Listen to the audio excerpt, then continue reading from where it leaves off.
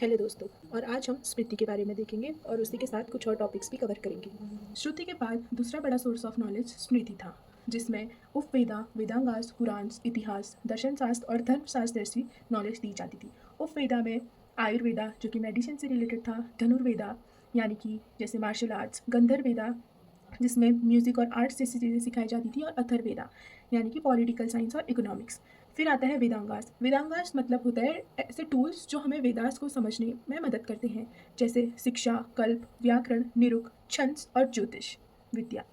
फिर आता है पुराण्स। पुराण्स में 18 पुराण होते हैं और 46 उप पुराण होते हैं।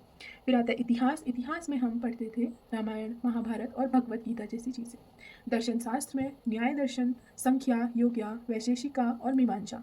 धर्मशास्त्र में हम देखते थे मनुस्मृति, नरादा स्मृति जैसी नॉलेज। फिर आता है आपका करिकुलम ड्यूरिंग वैदिक पीरियड।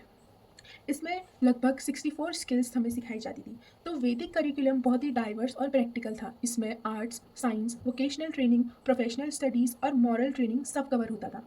यानी एक स्टूडेंट को हॉलिस्टिक एजुकेशन मिलती थी, जो उसे जीवन के हर फील्ड के लिए रेडी करती थी।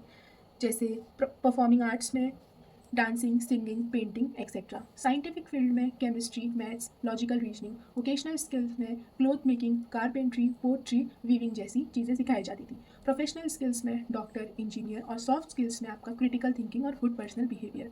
अब देखते हैं कि कुछ मेन सब्जेक्ट और इम्पॉर्टेंट सब्जेक्ट जो आपका वैदिक वैदिक एजुकेशन में पढ़ाए जाते थे, जैसे history, logic, interpretation, architecture, polity, economics, agriculture, trade and commerce, martial arts और योगा। तो ये थे कुछ मेन इंपॉर्टेंट वैदिक एजुकेशन के सब्जेक्ट्स।